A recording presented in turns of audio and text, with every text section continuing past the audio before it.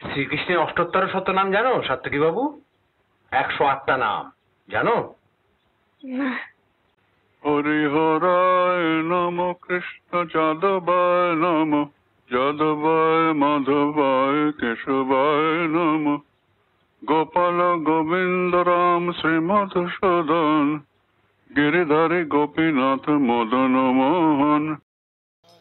ছোট্ট সাত্তকীবাবু না জানলেও সকল সনাতনী তথা হিন্দু ধর্মাবলম্বী মানুষ জানে শ্রীকৃষ্ণ নামের মাহাত্ম্য। কুরুক্ষেত্রের মহাযুদ্ধ পরিচালনাকারী এই যাদবশ্রেষ্ঠ অপরদিকে ছিলেন প্রেমের পূজারী। তার স্তবকে গোটা বিশ্বে ছড়িয়ে দেওয়ার কাজটি করেছিলেন শ্রী অভয়চরণ দে।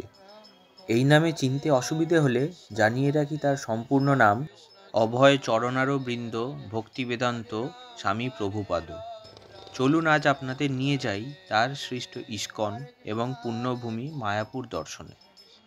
কলকাতা থেকে মাত্র 58 টাকা খরচ করেই আপনারা মায়াপুর পৌঁছাতে পারেন। শিয়ালদহ থেকে কৃষ্ণনগর লোকাল ট্রেনে ভাড়া মাত্র 25 টাকা। স্টেশনে 2 বা 3 নম্বর প্ল্যাটফর্মে এসে দাঁড়াবে আপনার ট্রেন। ওভারব্রিজ দিয়ে 1 নম্বরে এসে বাইরে বেরোলেই আপনি পেয়ে যাবেন অগণিত টোটো, অটো, ম্যাজিক গাড়ি। টোটোতে না গিয়ে অটো বা ম্যাজিক গাড়িতে গেলেই আপনার সুবিধে। এতে আপনার সময়ও যেমন বাঁচবে, তেমনি 30 টাকা খরচ করে আপনি পৌঁছে যাবেন স্বরূপগঞ্জ হুলোর ঘাট।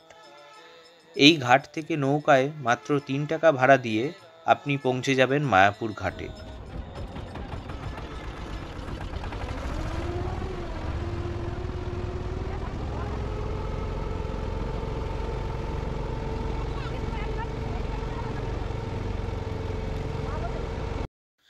এছাড়া হাওড়া স্টেশন থেকে কাটোয়া লোকাল ধরে নবদ্বীপ ধাম স্টেশনে পৌঁছে যান মাত্র 25 টাকায়। এরপর স্টেশন থেকে নবদ্বীপ ঘাট বাস ভাড়া 25 টাকা, আর নদী পারাপার হতে লাগবে 8 টাকা। ওই পারে গিয়েই রাস্তার 2 ধারে আপনি পেয়ে যাবেন কম খরচে থাকা এবং খাওয়ার হোটেল। নদিয়া জেলার মায়াপুর মন্দিরময়। রাস্তা দিয়ে যেতে যেতে 2 পাশে যে কত মন্দির দেখতে পাবেন তার কোনো শেষ নেই। ঘাট থেকে ইস্কন মন্দিরের মেন গেট 1 কিলোমিটারের মতো। হেঁটে যেতে না চাইলে 10 টাকা টোটো ভাড়া করে পৌঁছে যান গেটের সামনে। হরে কৃষ্ণ কৃষ্ণ কৃষ্ণ হরে হরে, হরে রাম রাম রাম হরে হরে। শ্রী মায়াপুর চন্দ্রোদয় মন্দিরের গেট দিয়ে প্রবেশ করেই বাম দিকে দেখতে পাবেন অখণ্ড হরিনাম সংকীর্তনের ঘর, যেখানে 24 ঘন্টা হরিনাম কীর্তন হয়ে থাকে। সামনেই দেখবেন সুউচ্চ নির্মাণরত বিশ্বের বৃহত্তম ভবিষ্যৎ হিন্দু মন্দির, আর ডান দিকে পাবেন এনকোয়ারি অফিস এবং ইস্কন মায়াপুরের বিভিন্ন ভবনের খাবারের কুপন। ভগবানের ঘরে এসে খাবার হয়ে ওঠে মহাপ্রসাদ। এই কুপনের দাম সর্বনিম্ন 40 টাকা, সর্বোচ্চ 150 টাকা। আর যদি আপনার কাছে মহাপ্রসাদ গ্রহণের টাকা না থাকে, তাহলেও আপনি অন্নদান কমপ্লেক্সে এসে বিনামূল্যে প্রসাদ গ্রহণ করতে পারেন। এখানে একটি বিষয় আপনাদের জানিয়ে রাখি, মায়াপুরের সব মন্দির বেলা 12:30 থেকে বিকেল 4টে পর্যন্ত বন্ধ থাকে। তাই কুপন সংগ্রহের পর আমরা আগে বাইরের মন্দিরগুলি দেখে নেব। একটি টোটো ভাড়া করে আমরা বেরিয়ে পড়লাম মন্দির দর্শনে। সবার প্রথমে আমরা এসেছি 500 বছরেরও পুরনো মায়াপুর জগন্নাথ মন্দিরে। জগন্নাথ দেবের স্বপ্নাদেশ পেয়ে তার ভক্ত আচার্য জগদীশ গাঙ্গুলি এখানেই মন্দিরে স্থাপনা করেন এবং নিত্যপূজার ব্যবস্থা করেন। এই ঘটনাটি মন্দিরের পাশে মূর্তির আকারে খুব সুন্দরভাবেই বর্ণনা করা আছে। কিন্তু তার পরলোক গমনের পর মন্দিরটি নষ্ট হয়ে যায় পরিচর্যার অভাবে। অনেক বছর পর স্থানীয় এক ব্যক্তি মন্দিরটি খুঁজে পান এবং নিত্যপূজার ব্যবস্থা করেন। পরবর্তীকালে 1978 সালে মন্দিরটি ইস্কনকে হস্তান্তরিত করা হয়।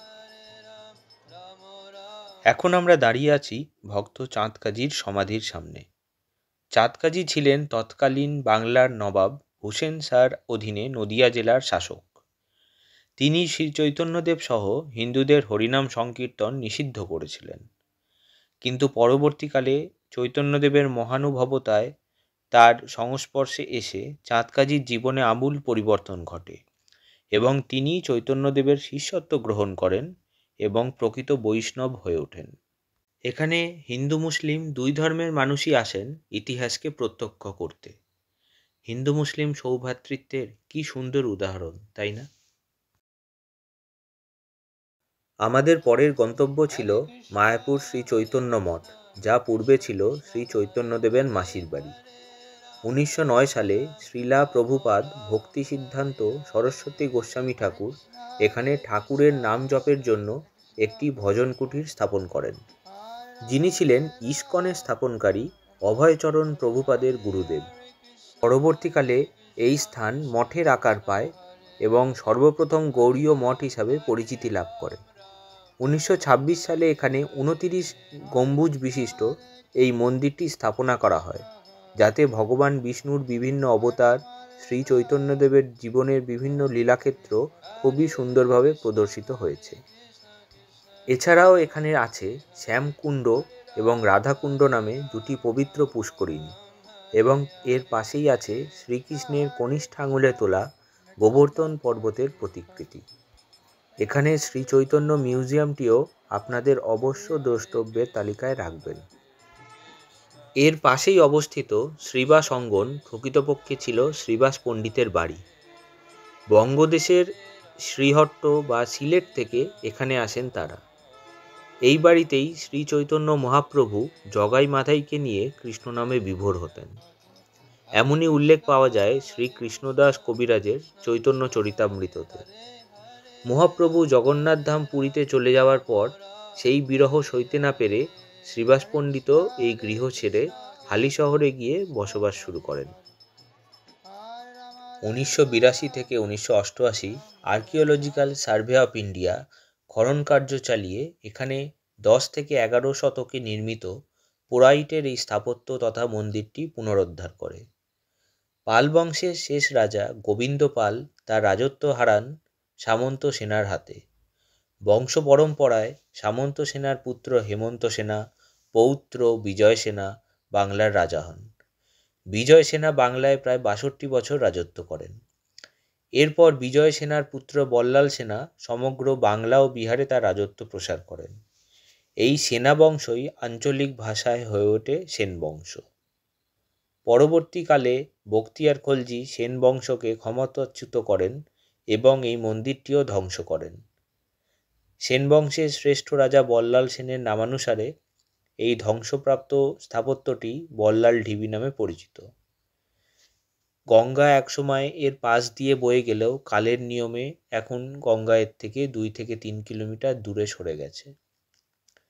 খনন কার্যের সময় টেরাকোটার মূর্তি, প্রদীপদানি, পূজার বাসন সামগ্রী এখান থেকে উদ্ধার হয়েছে। বাকি মন্দিরগুলি দর্শন করে আমরা ফিরে এলাম ইস্কন মন্দিরে। 1972 সালে শিলা প্রভুপাদ 3 কাঠা জমির ওপর যে ভজন কুটির স্থাপন করেছিলেন তা আজ ভক্তদের প্রচেষ্টায় 600 একরে পরিণত হয়েছে। 1 নম্বর গেট দিয়ে ঢুকে ডান দিকে একটু এগোতেই আপনি দেখতে পাবেন শিলা প্রভুপাদ পুষ্প সমাধি মন্দির। প্রভুপাদ বৃন্দাবনে দেহ রাখার পর তার ভক্তরা এখানে এই মন্দিরটি নির্মাণ করেন। এর ভিতরে আছে শ্রীলা প্রভুপাদ ব্যবহৃত বিভিন্ন সামগ্রী, প্রভুপাদের অনিন্দ্য সুন্দর মূর্তি এবং তার জীবনী বর্ণনা করা আছে। মন্দিরে ঢোকার আগে ফোন, ক্যামেরা, জুতো সব কিছুই কাউন্টারে জমা দিয়ে যেতে হয়। এর প্রবেশ মূল্য 15 টাকা। এর পাশেই নির্মাণরত বিশ্বের বৃহত্তম হিন্দু মন্দির, যার নাম বৈদিক প্ল্যানেটোরিয়াম। এটি 2024-এর ডিসেম্বর মাসে জনসাধারণের জন্য খুলে দেওয়ার কথা ছিল, কিন্তু কথা বলে জানলাম মন্দিরের নির্মাণ শেষ হতে 2026-এর ডিসেম্বর হয়ে যেতে পারে। একটা কথা মানতেই হবে, ইস্কন মায়াপুরের প্রতিটি মন্দিরের ভাস্কর্য সত্যিই খুব প্রশংসনীয়। বারবার দেখলেও মনে হয় তাকিয়েই থাকি। বাস্তবেই চোখের শান্তি। আমাদের প্রসাদের কুপন আছে গদা ভবনের। সেখানে যেতে যেতে বহু ভবন আমরা প্রত্যক্ষ করলাম, যেমন ঈশ্বরধান ভবন, গীতা ভবন, চৈতন্য ভবন, নামহট্ট ভবন, বংশী ভবন, নিত্যানন্দ ভবন, শঙ্খ ভবন ইত্যাদি। এখানে ভিতরে আছে cafeteria, shopping mall, supermarket, restaurant সব কিছুই। 100 থেকে 1000 টাকায় বিভিন্ন ঘরে থাকার ব্যবস্থা আছে। গদা ভবনে প্রসাদ গ্রহণের পর আমরা গেছিলাম দ্বিতীয় তলে। ঘর প্রাঙ্গণ সবই খুব পরিষ্কার পরিচ্ছন্ন। দোতলায় এই ছোট্ট ছাদটি থেকে নির্মাণরত মন্দিরটির খুবই সুন্দর ভিউ পাওয়া যায়। এখানে গিজারে জল গরম করার ব্যবস্থা আছে বিনামূল্যে পরিশ্রুত পানীয় জলের ব্যবস্থাও। নিচে নেমে এসে আমরা গদা ভবনের সামনের সুন্দর প্রাঙ্গণে কিছু সময় কাটিয়ে তারপর গেলাম শ্রী রাধামাধবের মন্দিরে। এটি বর্তমানে ইসকনের মূল মন্দির, যেখানের সন্ধ্যা আরতি কখনোই মিস করবেন না। এখানে প্রবেশের পূর্বে বোর্ডে লেখা নিয়মগুলি অবশ্যই মেনে চলবেন। হরে কৃষ্ণ কৃষ্ণ কৃষ্ণ হরে হরে হরে রাম রাম রাম হরে হরে। ইসকন প্রাঙ্গণের ভিতরে বিভিন্ন জায়গায় এভাবে দিক নির্দেশ করা আছে, তাই খুব সহজেই এক প্রান্ত থেকে আরেক প্রান্তে যাওয়া যায়। এরপর আমরা গেছিলাম ইসকনের গোশালায়। ঢুকতেই সামনে পাবেন গোদুগ্ধ থেকে বানানো ঘি, দই, মিষ্টি ইত্যাদি। এরপর সিঁড়ি দিয়ে উপরে উঠলেই পৌঁছে যাবেন গোশালায়। এখানে অনেক ধরনের গরু এবং নন্দীর প্রজাতি আছে, যা সচরাচর পূর্ব ভারতে দেখা যায় না। কিছু সময় কামধেনুর সাথে কাটাতে আপনাদের মন্দ লাগবে না। ইসকন মন্দির থেকে বেরিয়ে ফেরার পথে দেখে নিলাম ঐশ্বর্যান গৌড়ীয় মঠ, যার তোরণটি সত্যিই অসাধারণ। ভিতরে ভগবানের মন্দির ছাড়াও রয়েছে একটি সমাধি মন্দির, শ্রীকৃষ্ণের গীতার শ্লোক শ্রবণরত অর্জুন। মন্দির প্রাঙ্গণটি যথারীতি খুবই পরিষ্কার পরিচ্ছন্ন। বিরহ সতত দুঃখের, কিন্তু সংসারী মানুষকে সংসার ধর্মের মধ্যে দিয়েই ঈশ্বর চেতনা জাগ্রত রাখতে হয়। সেই কারণে দিন শেষে সূর্যকে সাক্ষী রেখে চললাম বাড়ির পথে। আমার ভিডিও ভালো লাগলে অবশ্যই লাইক, শেয়ার এবং সাবস্ক্রাইব করে সাপোর্ট দেবেন। ধন্যবাদ।